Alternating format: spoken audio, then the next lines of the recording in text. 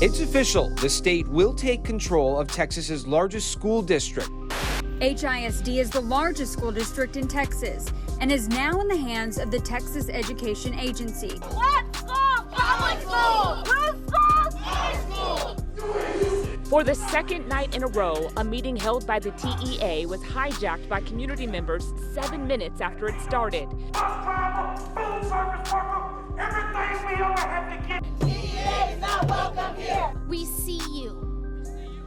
We see you. This is not a small school district. You just can't sweep in and take it over without there being major consequences. The TEA has been actively pursuing running HISD since 2019. The system of Houston ISD seems to allow campuses to go many, many years without seeing performance. We have a lot of students not getting the best education possible. The victims of that failure are the students. It's a lot going on and y'all just adding more to it. That's also why some kids be dropping out. Failing schools destroys this democracy. And today, we start doing something. We've never seen a takeover of this magnitude. This is a hostile and unjust takeover. This takeover of HISD has nothing to do with what is best for children. It's about money, it is about politics, and it is a power grab.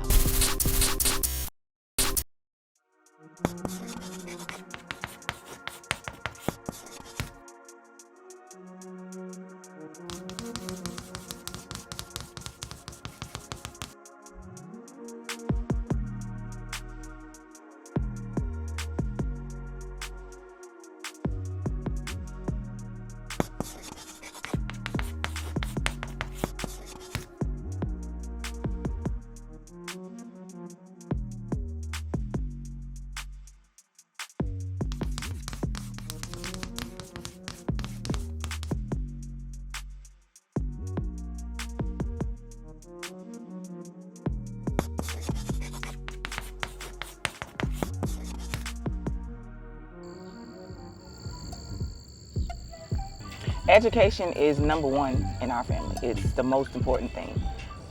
Even if you don't go to college, you must get an education. I'm Mrs. Mason and I've been in the classroom for 11 years now. You know, I found a purpose and a passion. Like many teachers at Fleming Middle School, Lindsay Mason makes a long commute to class. Every morning, after dropping her boys off at their schools near their home in Alvin, Texas, have a good one. She heads to her classroom in Houston's 5th Ward. Every day, like clockwork, I jump on the expressway and it's a straight shot. So on a good day, roughly 35 to 40 minutes. On a day like this, you know, even though with the rain, this has been a smooth commute today. I chose HISD honestly because I know they have the most underserved schools, and I wanted to be impactful to black and brown babies that look like me. They came up, you know, with not spoon-fed. To make a decimal a percent, we shifted 2 times to the right. Fleming is part of the controversial new education system. The model introduces curriculum to students in a way that's never been done before, anywhere. Bye, Lindsay. Have a good day. I had plenty of uncertainties. I did whatever research I could do. It was new, so it was really no research on the new education system. It was a lot of fear-mongering from different articles being put out, different people saying different things. But at the same time, you know, I had to tell myself, how do they know? This is a new program. They haven't gone through it. No kids have gone through this in Houston, so how would they know it's fact?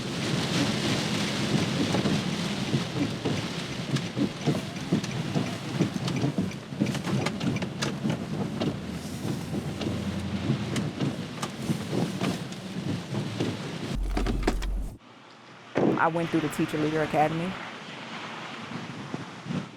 I had to apply, I had to get a recommendation, and I was selected out one of 300 teacher leaders in the district. I'm not from Houston. I chose Houston. I chose Fleming. And hey, girl, Courtney. I continue to choose Fleming. Hey, Miss Cooper. These are kids that can be not too soaked, but I'm here. In anywhere USA that deserve a valuable education. I can be a voice for them to say, hey, you know you can, you don't have to leave Houston to be something. You don't have to go into sports, you don't have to go into this. I can give them that insight. So that's what Fleming means to me, being able to be just, even if it's just 1% of a voice, being 1% of the voice.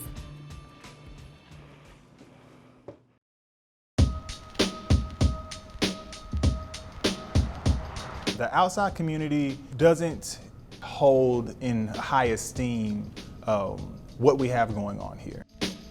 Fleming has been part of the Fifth Ward community since 1968. The campus opened with 1,100 students. Eighth graders who graduate from here traditionally go on to attend Phyllis Wheatley High School. Fleming's student body population is currently about 60% African American and 40% Hispanic. But Principal Devin Adams says administrators have struggled to retain enrollment numbers. We were staffed for about 450 kids going into this school year, and we did not meet that. We have about 350, 360 kids right now. 97% of our students are economically disadvantaged, and the vast majority of our students are being raised in non-traditional family structures. So, what does that mean? Single parents, older siblings. Statistically, these kids are going to have additional hurdles that they're going to have to cross that maybe their more economically advantaged kids don't have to worry about. We have external factors that really contribute to what is going on the campus. In 2019, the Fifth Ward became a state-designated cancer cluster. According to the Houston Health Department, the designation comes after decades of the Union Pacific Railroad Company's operations in the neighborhood, resulting in soil and groundwater contamination. Here, an unusually high number of people, young and old, have been diagnosed with a chronic disease. Union Pacific is in the process of working with the Environmental Protection Agency to clean up the mess, but the work is still in progress. The Fleming Middle School community sits in a cancer cluster with things going on with the treatment with Union Pacific, the treatment of the wood for the railroads for Union Pacific. So there are, don't drink the water at the water fountain, or don't send your kids to Fleming, they're not learning. Oh, the kids are bad. Oh, the teachers don't really care about the kids, they don't know how to teach. Oh, the leaders they're poor leaders. So there are all of these assumptions made on what is going on here. But once you step into the campus, and I can say since I've been here, I had not visited the Fleming campus before joining on as a leader here. So once I got here, that has not been the case. And I anticipate that it won't be the case. Remember, I need you to use your visual cues. Here, this is my 4th year. When I became an assistant principal, I was named first year assistant principal of the year. By the time I got to middle school, 7th to 8th grade, I pretty much knew I wanted to be a teacher. I wanted to be the teacher that I wish that I had. I really just flew under the radar. And so I wanted to be a teacher that says, I'm going to see every student. I'm going to see every single student that crosses my path. There are people who choose not to see the students at Fleming as the next mayor, as the next principal, as the next HPD chief, as the next business owner. They make the decision not to see students at Fleming that way because of their perception, because of their zip code, because of their neighborhood, because of mistakes that the students themselves are making when they're 11 and 12 years old. So I am here to let them know that they are not their mistakes.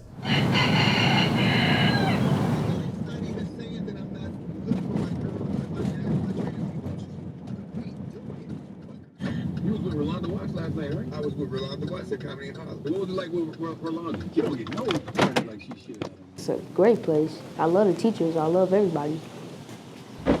I love it here in general. Last school year, It was good. Recess especially. DeArthur Edwards is in 6th grade. This is his first year in middle school. Morning, sweetie. How you doing? Good. Good to see you, baby. Last year, it was pretty easy. It was so quick. This year, it's too long. It's going by fast, but it's at a slow pace. Who is DeArthur? Skater boy. Yeah, we do it big down south, put big country down south, country down south, you know what I'm talking about. What does that mean? That means I skate. So that's your favorite thing to do is to skate? Yes. Life in the skate rink is just skating. Go around with your friends, eat, put up skates, walk around. Yeah, that's pretty much it. Plus, my friends are all there. This is DeArthur's favorite place. My family owns a skate rink. I think we've been in the community so long that this is just a place that feels like home. The new education system was a shocker to me. I was like, I don't know if he's gonna thrive in this environment. I didn't really know much about it except what you get online, and that could be anything. So I was like, let me see for myself. Got to the school, I'm like, oh my God, I got to get him out of here. I wanted to transfer him immediately. Like, I was like, oh no, this is not gonna work. I just think this is too much. I kind of thought it was too much. Not that he's not a smart kid, but I'm just like, this seems like a lot of pressure. I think they're under a lot of scrutiny. The cameras, I was like, this feels like a jail. I don't like how different it is this year. My name is Journey Merchant. I go to Fleming Middle School. I'm an 8th grader. Do you understand why your school has been turned into an NES campus? Because the new superintendent. Do you think your school needed some improvements? It did, but at the same time, I liked how it was. It's just a lot to take in. When my teacher's teaching and I don't catch on that fast, like they can't really go back because they just gotta keep hurry up and do it before we can get done. When I get home and I go back to school and they say review and all that, I feel like I'm not learning at all. Are you learning more than you learned last year? I'm learning more than I learned last year. A lot more. Fractions, denominator of 100. Answers only on the whiteboard. Confirm with your partner in 10, 9, 8, 7, 6, 5, 4, go. Ooh, ooh. NES teachers receive pre-planned timed lessons from the district, with cameras always recording in the classroom. According to the district, cameras allow disruptive students who are removed from the room to continue the lesson via Zoom. I will say that this is probably my first year where I have seen behaviors just down.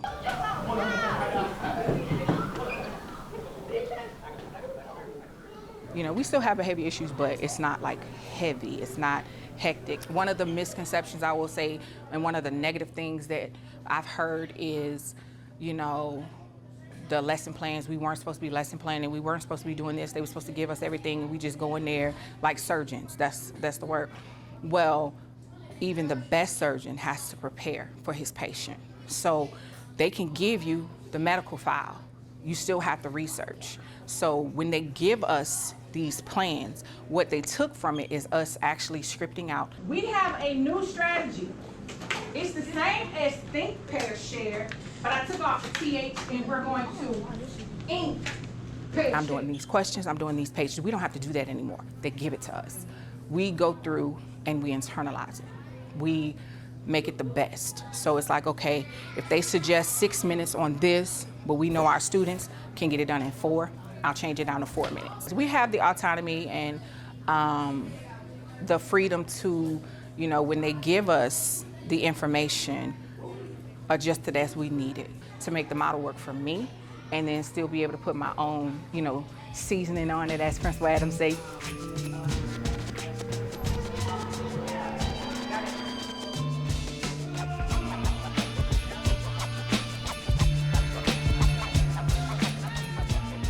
So today, we are continuing on with ratios, but we're taking it up a notch. We can write ratios in fraction form, right? But we can also write fractions in what form? Decimals. And decimals are also what? Fractions.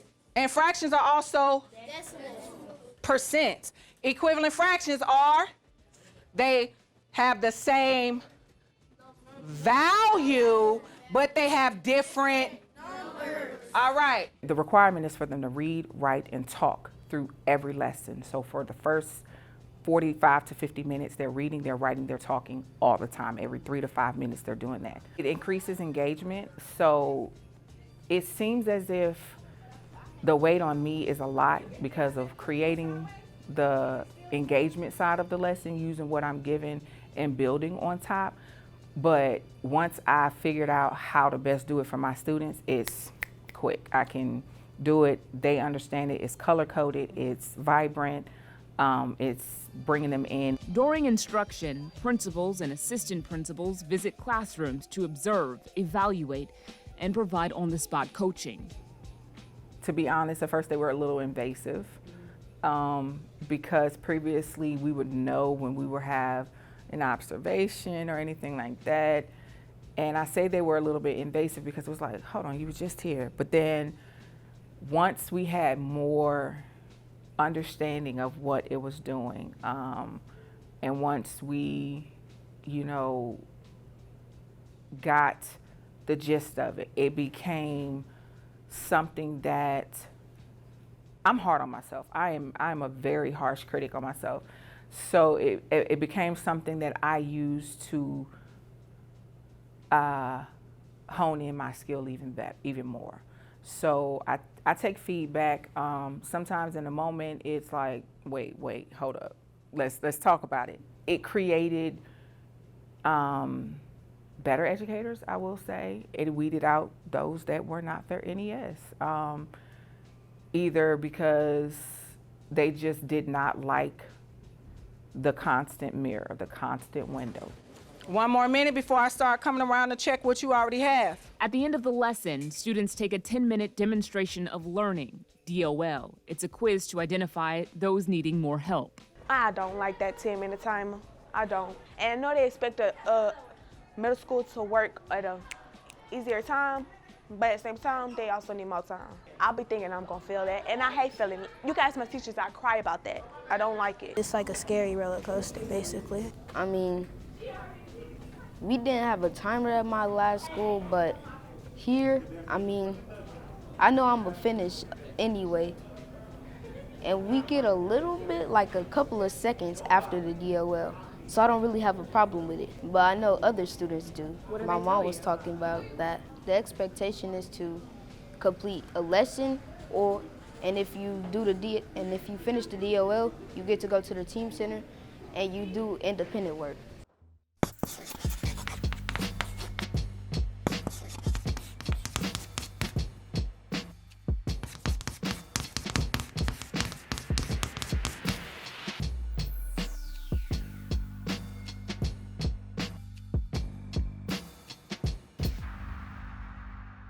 All right, guys, as you come in, Mr. Alton, I saw y'all sneak by me. Gentlemen, we're gonna try something today. Come on in. Grab a pencil pouch. Just pick one. It's got a number on it. This is our team center. So the team center is where the students go after they finish the demonstration of learning.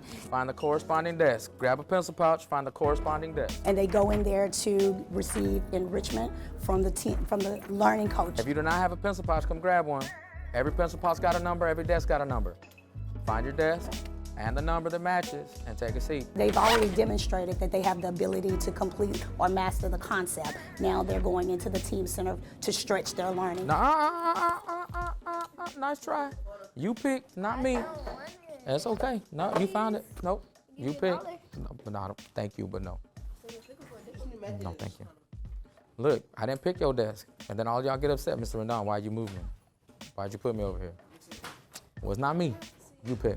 It could be a critical thinking piece. It could be something where they have to analyze or synthesize, but it's a stretch of whatever the concept is being taught in the classroom for that day. Let's get started. All right, my name is Randolph Rendon, and I'm the 6th grade learning coach here at Fleming.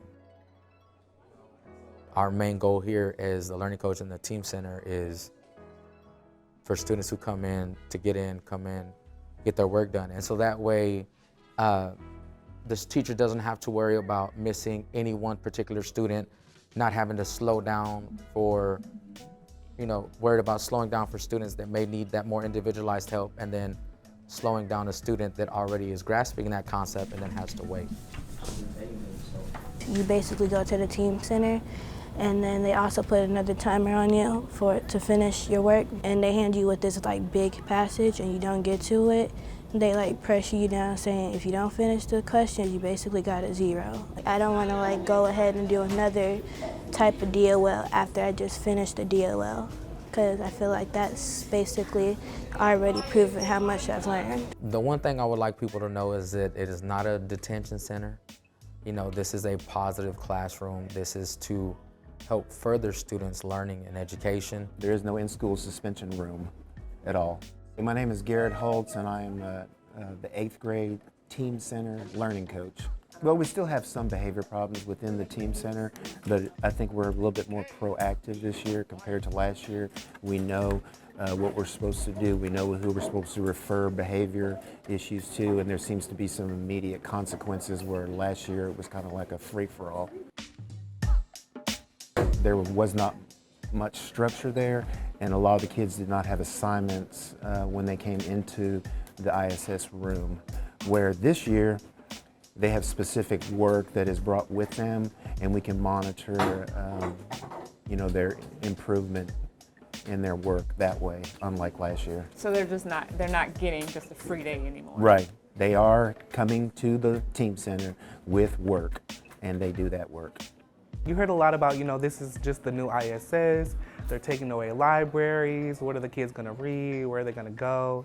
Is this just to, get the behavior students all rounded up in one spot? That's a lot of what I heard. Is that the case? No, not exactly. Our library is still in full effect. It has also been used as a team center for the 6th grade, but they still go in there for books if they need it. We have books in our team center as well if they just want to stay on this floor. Last year there was an expectation district-wide that every school has a librarian or a media specialist. Okay. So then we did end up hiring a media specialist, and that person was there to help support the students in checking out books. So kind of like what you have now, a specialist. Exactly. Was here last year. Exactly. Not much different for students. It is not much different than what it has been. The library is my team center for the 6th graders. In the mornings, before the bell ring, they do allow students to come in here to check out books or to a place for a holding. They hold kids in the team center or the cafeteria. I do allow students to check out books one at a time. Why'd you say it like that? They will love to check out 2, 3, 4 That's if good. they can. Do you use the library? No, not really. We just go in there for the team center. Does any of your classmates use it? Yes. What do they check out books? Mm-hmm. What's the library policy? How do you get a book? I ain't never got a book, so I don't know. But do you do a lot of reading in school? Yes. How much reading do you do? You have to read in every class, even in gym. We do have plenty of challenges with the program. Not everything runs smoothly. I do feel like the changes they're making are necessary to help our students, and that's the overall point. We're trying to close gaps. We're getting ready to transition back. If you are in Miss Mason's class, take your assignment with you. Miss Mason's class, take your assignment with you.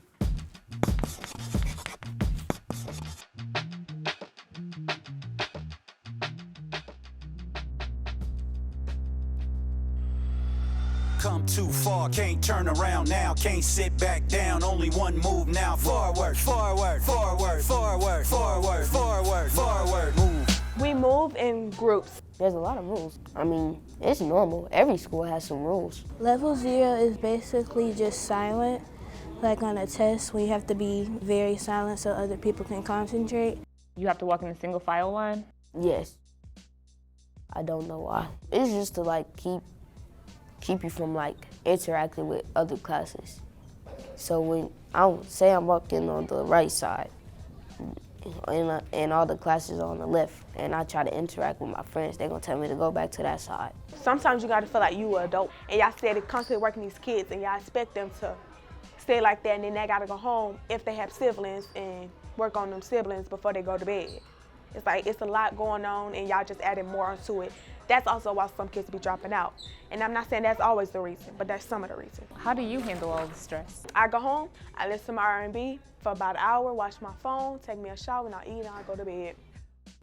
You have to structure education. So when you have consistency and cohesiveness throughout the grade level, throughout the school, they do it in PE, they do it in band, it creates its own connection and achievement. Every week I'm going to try to show you some sort of image that's decontextualized, meaning I'm going to remove context, I'm going to remove any title, any context, and your job is to try to figure it out. My favorite part of school is either Mr. Siddiqui, Miss Martin, or Jim.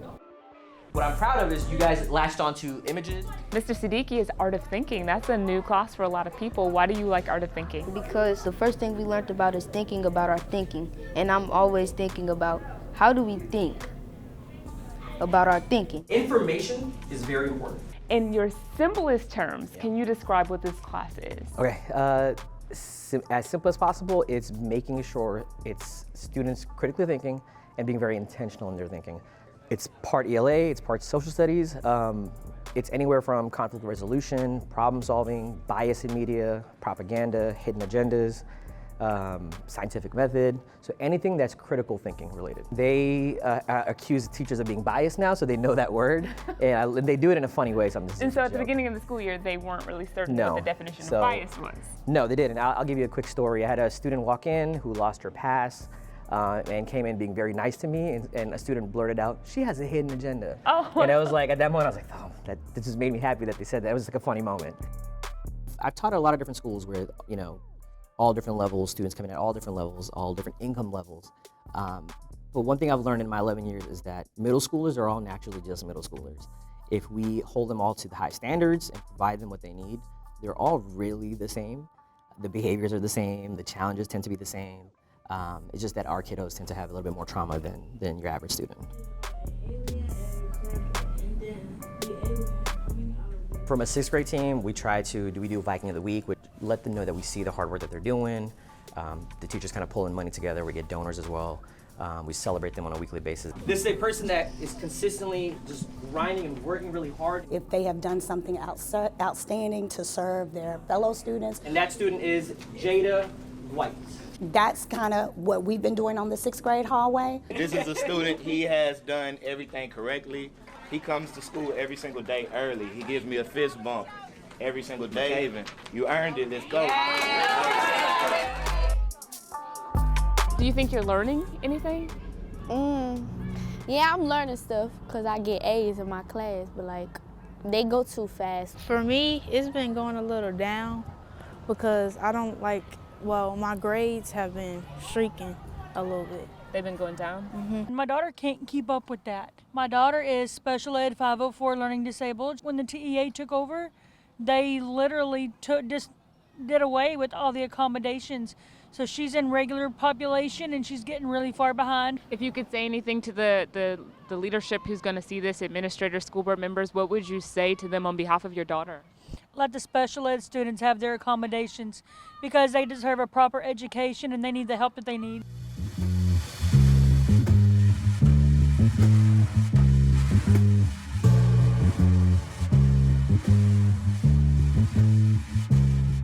There are plans that we are putting into place at the campus level. I have a talk I sit on the principal advisory council that meets with the superintendent once a month. And so I did raise the question and say, hey, are there any campuses that are doing a great job of ensuring that their emergent bilingual students and their students receiving special education services are like thriving? Because if there are, can we go visit? Can we speak to the principal of that campus? And so I am awaiting to hear back on a campus that is doing so, because I wanted that to be a part of my planning process going into next school year. I'm a good student. What's a good student? What does that mean? A good student is the one who just gets the work done. and then do nothing after. What are your grades like? They're good. A lot of people say it's a lot of work and it's like rigorous, like it's hard work and it moves really fast. That's not your case? It's pretty easy for us. We just do it and get through. You know, our first assessment, we had some low numbers. It was a little bit disheartening. I'm gonna show you the standard analysis. Okay. So this is basically the TEEPs from the first assessment, where they did not even get near mastery. Things they should know on the grade level? Yes, Okay. This is all on grade level. We take an assessment every 3 weeks. This is the standards from yesterday. Wow. This is the standards from yesterday. Same kids? Same kids There's from still yesterday. some people on the red? Yes, there's still some people, and that's expected. Right. And the red does not mean failure. Right. It just means not mastered, because mastered is anywhere from 70% and higher. So I went from none mastering to 41% in 3 weeks. And in one class I had 70% mastery. So I was like, yeah, so it's working. One of the arguments I hear often is that the students under the system are only learning so that they can take a test. I definitely am not teaching to the test. Not once this year have I looked at the test before I taught. They are learning beyond the classroom, especially when we tie in real life scenarios. You know, we tied in the eclipse. That's not going to be on any math test ever. We tie in shopping experiences. We tie in their grades, their data, the percent they need to grow. If you could take a 12-year-old from 5 years ago and put them in a room with other 12-year-olds and ask them to justify their thinking, they're gonna look at you like, do what? But if you take 12-year-olds now and you tell them to justify their thinking, they're gonna restate the information. They're gonna find evidence. They're going to be able to defend it. So I really do think that this will create a better pathway for all types of careers because they will have that skill.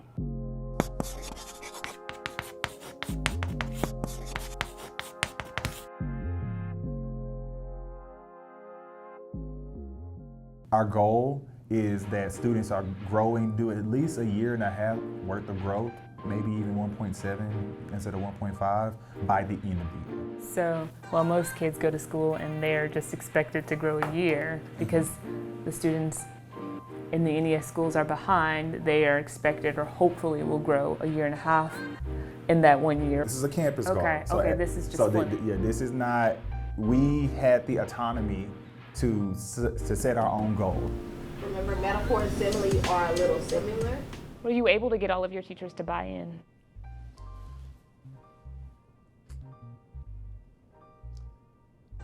I was able to get my teachers to be professional in their presentation of their lessons and in providing their instruction. There are teachers currently on the campus who do not believe in the model, do not believe that the model is what is in the best interest of the kids. However, they are professionals. If you could say anything to the people watching this, the community, and your students, what would you say? I would tell my students that they're awesome and to make good choices. I would tell my community to come and visit the campus and bring a friend. It really, there's work that we cannot do in the absence of support of our community. It's very easy for the community to, come in times of strife. If they were talking about closing the camp or something like that, then the community would be up in arms. But right now, that is not the case, not the case in the foreseeable future. But when me as a principal, I'm doing call outs, I'm sending flyers, I'm putting things on the billboard, I'm reaching out to different organizations within the community, try to get for them to reach out to people who they know. And I just have not seen much success in in support? It's something I would want to do, but honestly, it's just time. Like, time keeps me from doing those things. But I can't do it because I have to work. But I'm always emailing his teachers. I'm texting. I'm on all the apps. I'm talking to Mr. Adams. I'm talking to Ms. Soto. I'm all around the board. So I do what I can. I do what I can.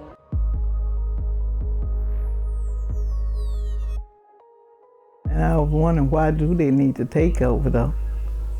What was so bad that they had to take over? I mean, are they gonna come in here and really do what they're saying they're gonna do? I've been living here since the 70s. So that's over, I don't know how many years that is. I love my community, I really do. My boy and my girl, they went to Fleming. My daughter, her kids went to Fleming. Me as a grandparent, I need to get involved a little bit more. These are our children. These are our children. It might not just be my grandchild. It could be anybody. All of them are my children. I want to help somebody. If I can help one along the way, that'll be what I would love.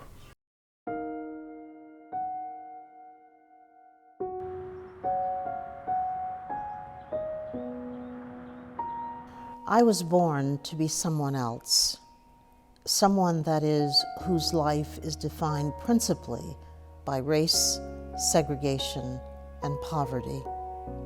As a young child marked by the sharecropping fate of my parents and the culture that predominated in East Texas in the 1940s and 50s, I initially saw these factors as limiting what I could do and who I could become. That in the end, I did not become the person I was born to be, still, at times, confuses and perplexes me.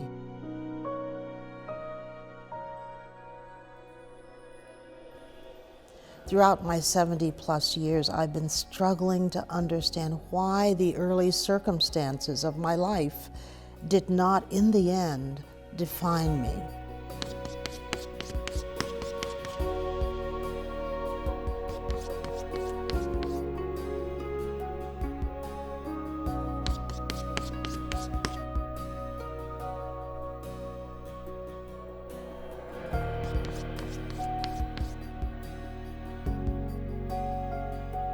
Dr. Simmons, you grew up in the Fifth Ward. Can you describe what that was like growing up there as a child and what it's like now? We overcame the lack of resources by focusing on the things that we could do productively. And for many of us, it worked out well, but no doubt it didn't work out well for everyone. Our schools were supposed to be less than. They were supposed to be just enough to get us through to technical or professional work at a low level. That's what the schools were supposed to be doing. And yet, they did not do that. And why didn't they do that? Because people were motivated. The parents were motivated. The educators were motivated. Students were motivated to learn. So no matter what setting you're in and no matter what people are saying about you, your motivation counts for a lot. Are you willing to work hard? Are you willing to look to the future for ways that you can serve your communities? It happens because it springs from you and your community and what you think of yourself and what you value as a human being. All of that is going to fuel who you become in your life. It's not about the money you have. It's not about the color you are. It's not about anything other than the kind of person you can become by investing in yourself. 9x plus 3 plus 7 equals 3 plus 9x plus 7. Think about that. So the big question, is the new education system model working at Fleming?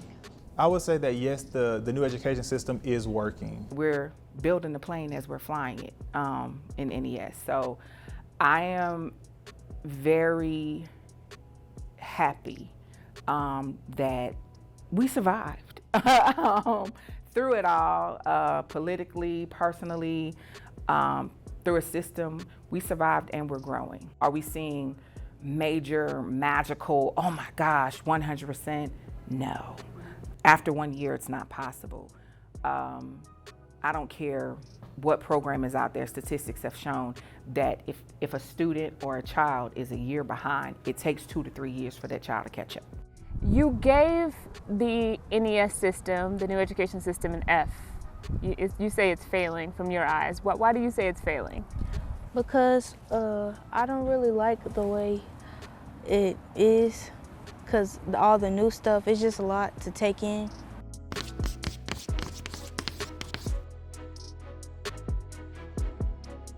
The new education system is still very scary for me. But again, I see my child thriving. I don't know what other kids are doing. I don't know if it's affected them in a negative way. But for me, it's working. As a parent, you have to make the decision you want to make. However, you cannot just 100% be against something that you don't even know what it's really about. If he would have had a problem, I would transfer him. I will be keeping him in Fleming for 7th and 8th grade. Now, I thought about it in the beginning. I'm going to change him, but he loves it. He's thriving. His grades are good. All right, find the blue line and let's get ready. All right, Mr. Host, we're going to start sitting back down in small groups. Here we go. Count them up. 1, 2.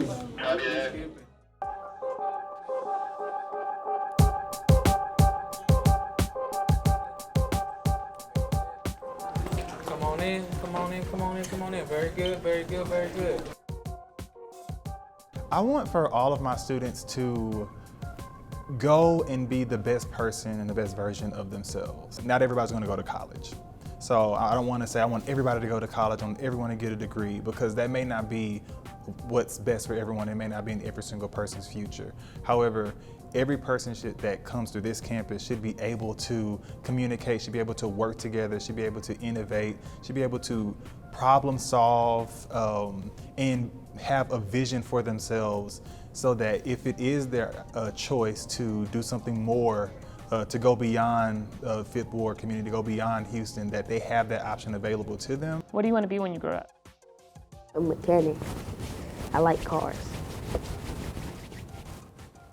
It has been a year. I've been in education well over a decade, and I promise you this year has been more interesting than COVID. Teaching virtually, hybrid, having kids, it has been interesting, and in a good way. It's challenged me as an educator. I've seen leaps and bounds in what kids can do, and it's challenged me as a person. This is where I'm supposed to be. I don't want them to think that because of this zip code they can't learn, they aren't learning, they aren't capable. They don't choose their zip code, and their zip code doesn't determine their aptitude. The achievement gaps are closing. They are. I fully give it. By next year, it's going to be, by this time next year, the data's going to be flipped.